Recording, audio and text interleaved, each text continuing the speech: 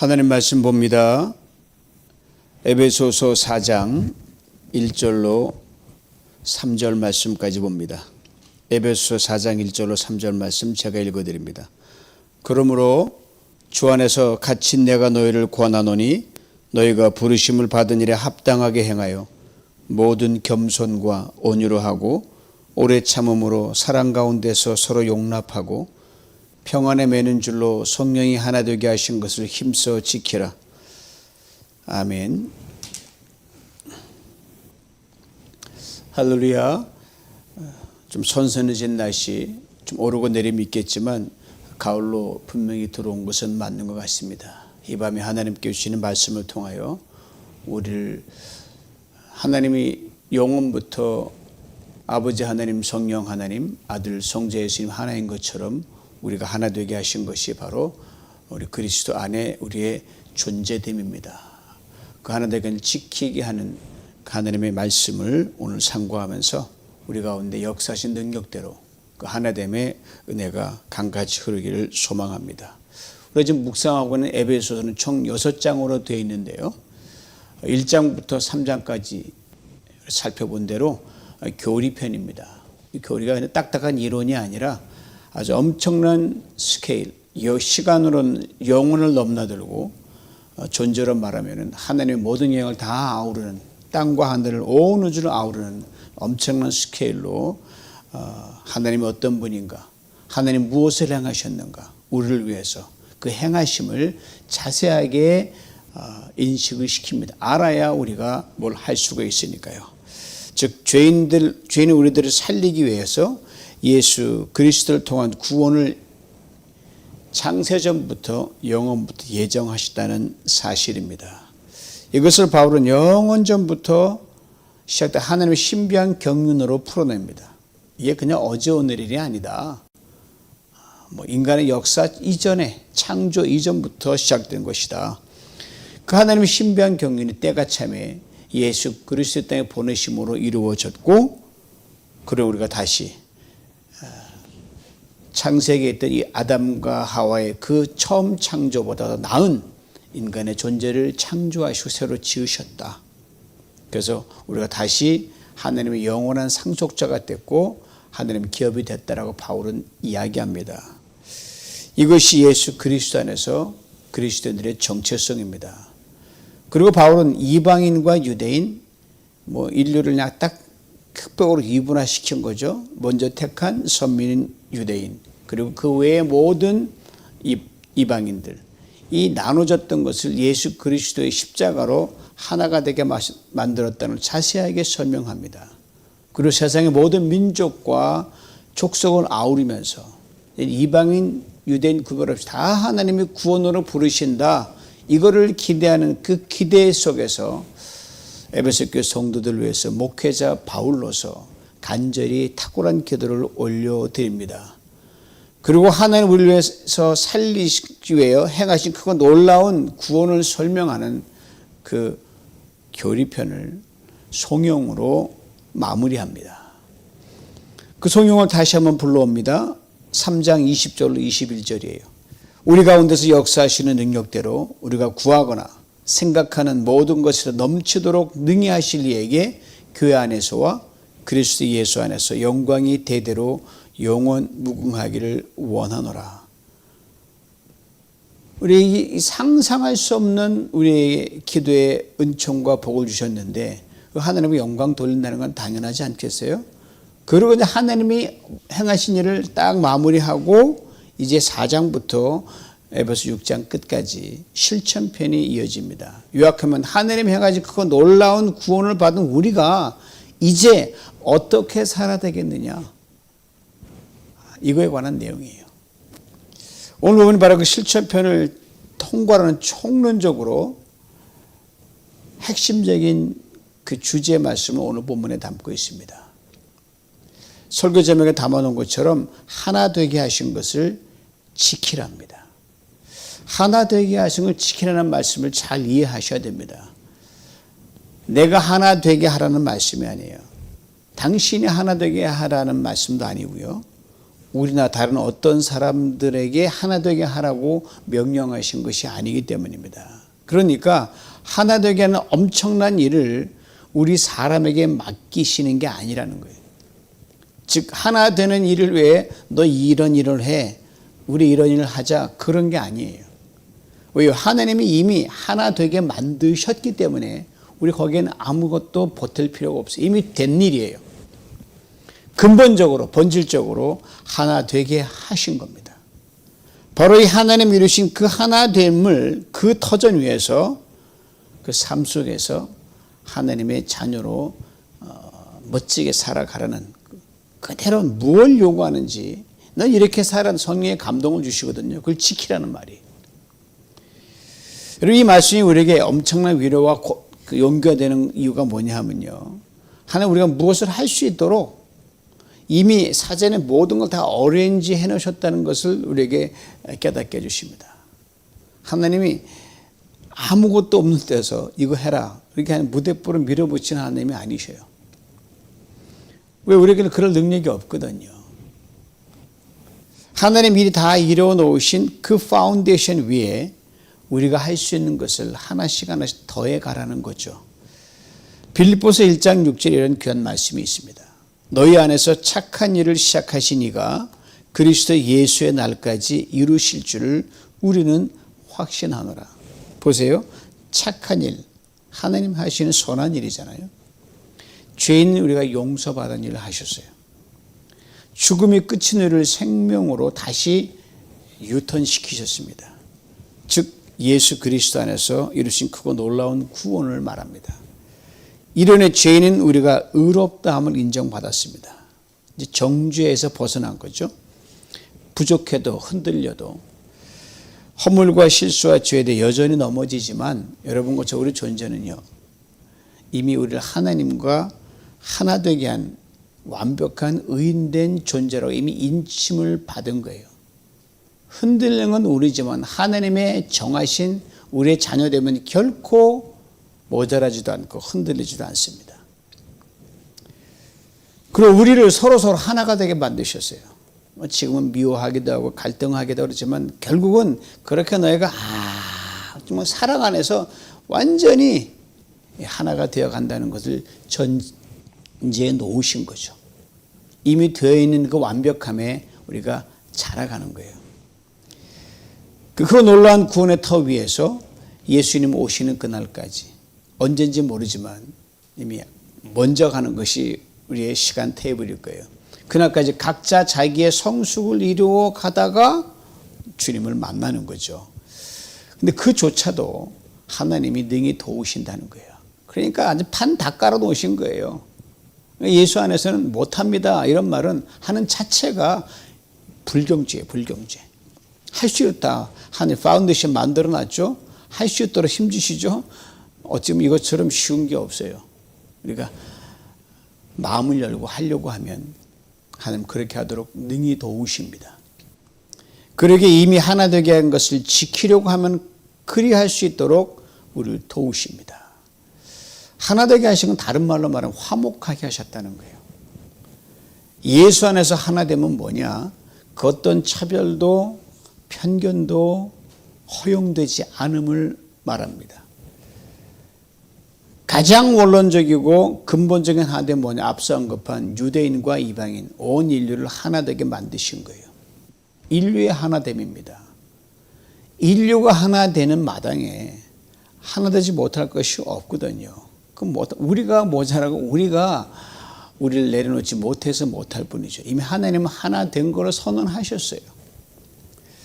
그러게 우리에게 중요한 관심은 해상 모든 걸 다 해서 하나가 될 수, 지금 유엔 총회가 이러고 있다고 하지만 아무리 떠들어도 이게 쉽지가 않습니다. 거창한 담론만 이야기하지만 강론에서는 참 힘든 거예요.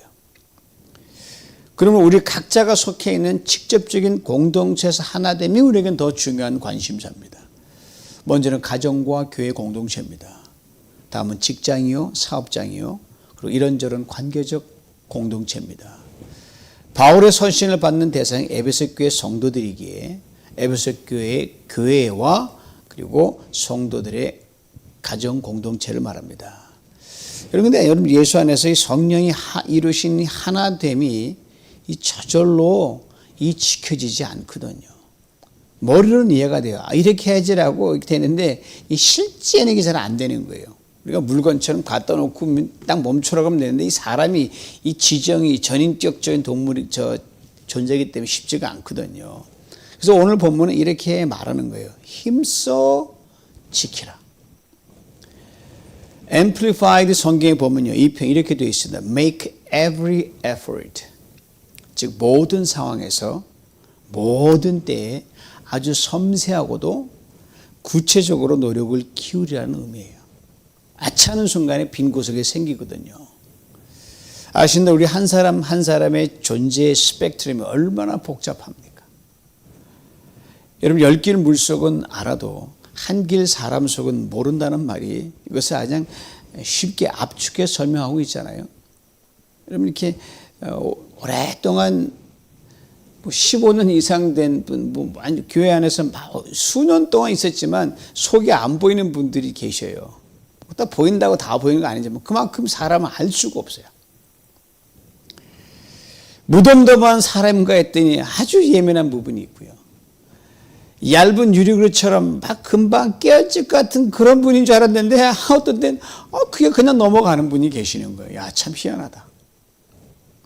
그것도 단편적인 점만 보았을 때 그런 거예요. 복잡 다양한 존재의 스펙트럼을 가지고 있는 한 사람 한 사람이 건강한 공동체를 이루어가기 위해서 서로 용납하고 이해하는 것이 단시간에 되지 않습니다. 빨리 되는 분도 있어요. 이게 정말 안 되는 분들이 계셔요. 되지만 잘 눈에 안 띄는 거예요.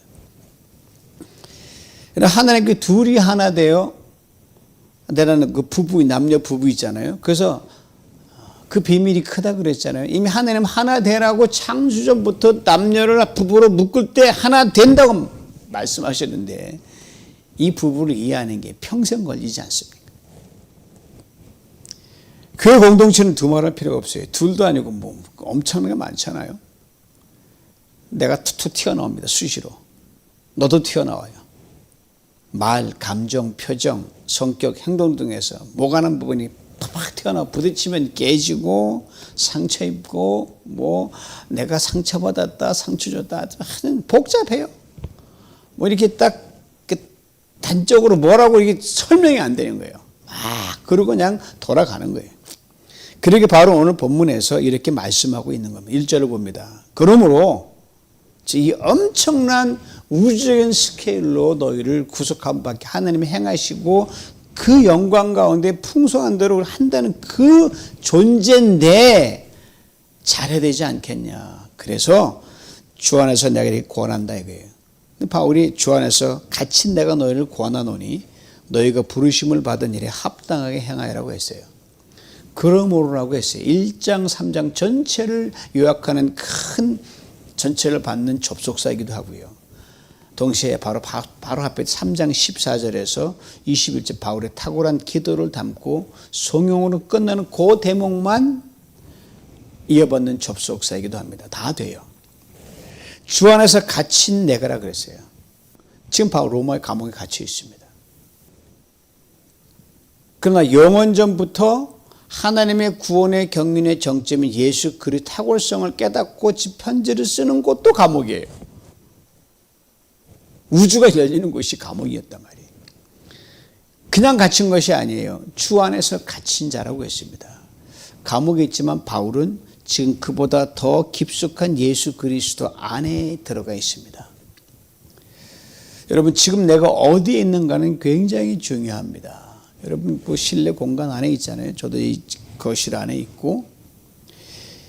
그렇지만 어떤 환경을 떠나서 예수 안에 있다는 것만 분명하면요, 나의 환경과 상황은 아무런 걸림돌이 되지 않습니다. 그래서 바울이 사방으로 우겨싸움을 당하여도 우겨싸움을 당하지 않은 것은 예수 안에 있기 때문이라는 거예요. 권한다고 했습니다. 권한다는 말은요, 이 파라클레이토스라고 성령이라는 단어와 똑같아요. 항상 곁에 있어서 언제 누구를 돕기에 와 있는 사람, 그렇게 돕는다는 건데 참 신기한 단어예요. 바울이 왜 이 단어를 썼는지 모르겠어요. 지금 바울이 감옥 안에 있잖아요. 몸이 묶여 있는데 감옥 밖에 있는 에베소 성도들에게 가까이 몸으로는 갈 수가 없는 상태예요. 그런데 그들을 그렇게 돕는다는 거예요. 참 신기하죠? 이것이 바로 성도의 위로입니다. 여러분, 눈에 본다고 해서 그 사람들이 가깝지 않아요. 눈에 멀리서도 기도와 영으로 통하면 그게 더 가까운 거예요. 우리가 돕는다 하지만은 가까이서 뭘 주고 도움을 주는 건 도움이지만 더 중요한 도움, 멀리 있지만 파워풀하게 도울 수가 있습니다. 기도로 도울 수 있잖아요. 부르심에 합당하게 행하라 했는데 이 합당이란 말이 아주 그래픽하고 구체적인 단어입니다. 저울에 올려놓고 무게를 단다는 이 단어, 발이 이 합당하다는 뜻이에요. 저희 묵상하고 공부하면서 야, 이 귀한 단어네 그랬어요. 그러니까 여러분의 하나님 부르셨잖아요. 성도로 부르셨죠. 그 다음에 구원받은 백성으로 부르셨죠. 그 사명, 목사로, 장로로, 사역자로, 그 다음에 많은 어떤 교회 이런 직책을 부르셨잖아요. 그 부르심을 저울에 올려놓고 한번 달아보라는 거예요. 몸무게만 달지 말고요. 마켓에서 어떤 물건만 달지 말고, 즉 하나님 우리를 성도로 부르시고 우리 이런저런 사명으로 부르신 그 부르심을 저울에 올려놓고 진지하게 하나님의 나의 부르심을 불어서 이게 얼마나 나가는 건가, 얼마짜리 부르심인가 이걸 보라는 거예요. 그러면 그것이 얼마나 묵직하고 귀한 것인지를 성령이 깨닫게 해주신다는 겁니다. 남이 알아주든 아니든 크든 작든 하나님의 부르심은 절대적 무게와 가치를 가지고 있습니다. 이걸 놓치니까 항상 문제가 생기는 거예요. 역대상에 보면요, 역대상에 많은 이제 그 바빌론 포로에 돌아와서 이들이 자기 역사를 새롭게 쓰는데 우리가 하나의 어떤 존재한 걸 쓰는 그 역대상을 쓰는데 역대상화가 거기에서 많은 걸쭉한 인물들을 하면서 거기에 정말 이렇게 보면 그 이름이 있으면 우리 가면 이거밖에 안 돼 할 정도의 그 가문이 나오는데요. 성전 문을 열고 닫는 문지기 역할을 하는 그 가문이 나오는데 그것도 아버지만 한 게 아니라 저 조상 때부터 계속 손잡고 대대로 문지기만 담당하는 그 지파가 나옵니다. 저 조상부터 우리 문을 열고 닫고 우리가 한 게 그거다. 그게 가업이라는 거예요. 누구는 제사장 가문을 이면 올려 있는데 누구는 성전의 중요한 일을 맡고 있는데 우리 가문은 고작 성전 문을 열고 닫는 이거밖에 안 돼? 라고 하기 쉽죠. 인간적인 생각으로는요. 그렇게 생각했다면 결코 그 일을 성실하게 열심으로 잘 감당한 가문으로 성경에 적혀 있지 않았을 것입니다. 그런데 저울에 달아보니 자신의 일의 적임자를 하나님이 맡기셨답니다. 귀하고 묵직합니다. 나의 일을 할 일이 없다. 우리 가문에는 이 성전문을 닫고 열 사람이 없다. 대대로 충성한 거예요. 이것이 부르심에 대한 우리의 반응입니다.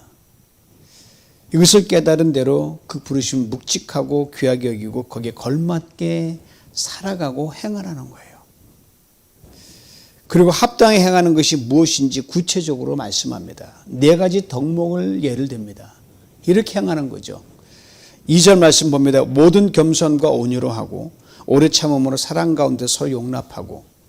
언뜻 보면 개인의 인품과 인격을 설명하는 것처럼 보이지만 그 이상입니다. 아신 대로 사람은 혼자 사는 존재가 아니잖아요.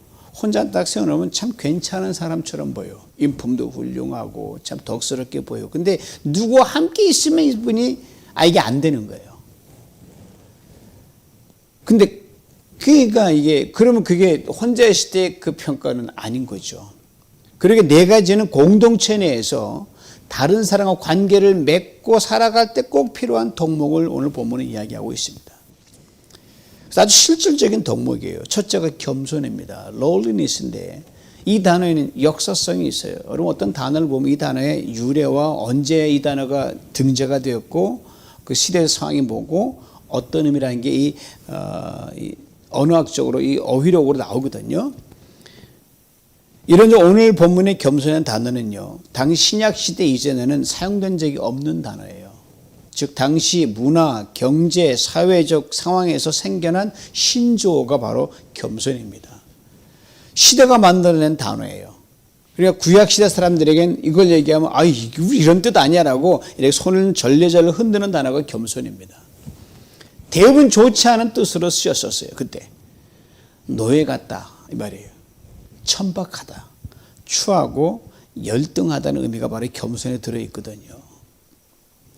구약시대에는 하나님 앞에 겸손한 사람을 설명할 때 겸손에서 좋은 의미였는데, 그러니까 당시 헬라 문화권에서는 이 겸손이라는 건 좋은 덕목이 아니었어요. 여러분 헬라 철학하고 종교 사회에서는 지혜와 지식을 최고로 쳤던 사람들 아니에요? 그리고 예수 그리스도의 십자가를 헬라인들은 어떻게 불렀나? 미련하고 추하고 천박한 것으로 십자가를 그렇게 홀대했습니다. 이들에게는 겸손이 들어갈 자리가 없었어요. 그런데 이것이 좋은 덕목이 된 겁니다.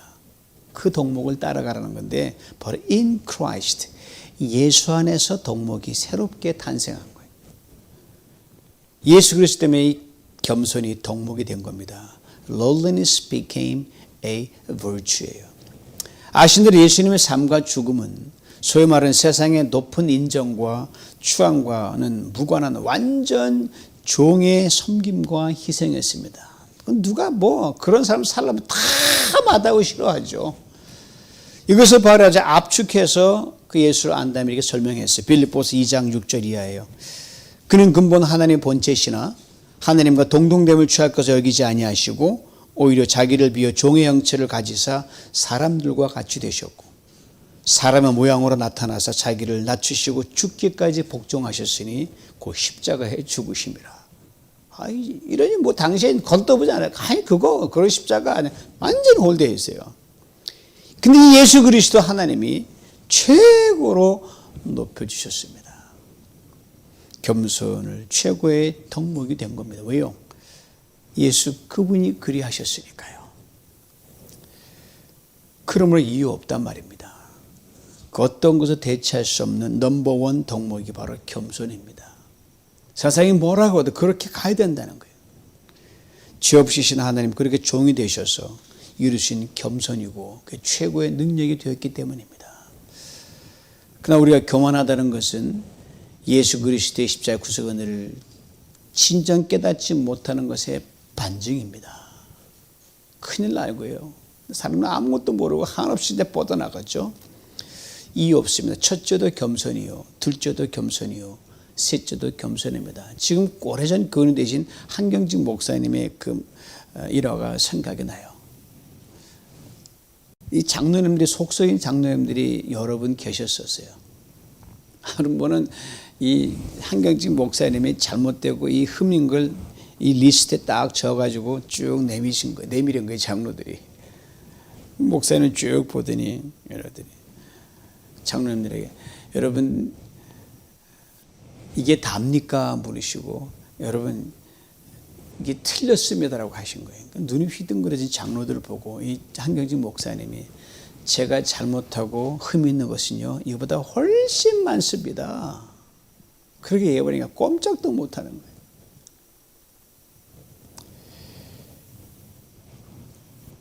그게 바로 여러분 겸손이죠. 밟으면 밟아봐라. 욕하려면 욕해봐라. 둘째 온유입니다. 헬라 문화권에서는 좋은 의미로 사용되는 단어였어요. 말이나 소를 길들일 때 쓰는 단어가 바로 온유인데 하나님의 말씀에 대한 태도를 말하지만 대체로 사람들에 대한 태도를 주로 의미합니다. 우리가 묵상하는 에베소서의 키워드이기도 해요. 에베소 5장 21절에 이런 말씀이 있습니다. 그리스도를 경외함으로 피차 복종하라. 이 복종하라는 단어가 바로 온유함입니다. 피차 복종하라고 했어요. 내가 종이 되겠습니다. 아니요, 내가 종이 되겠습니다. 서로 종이 되고 섬기라는 말이에요. 온유, 그러므로 성도 간의 이 관계적 덕목에서는 아주 탁월한 덕목입니다. 아시는 대로 온유함에 대해 최고의 점수를 받은 사람이 있죠. 바로 하나님의 사람 모세예요. 민수기 12장은 이렇게 모세 설명합니다. 이 사람 모세는 온유함이 지면의 모든 사람보다 더하더라.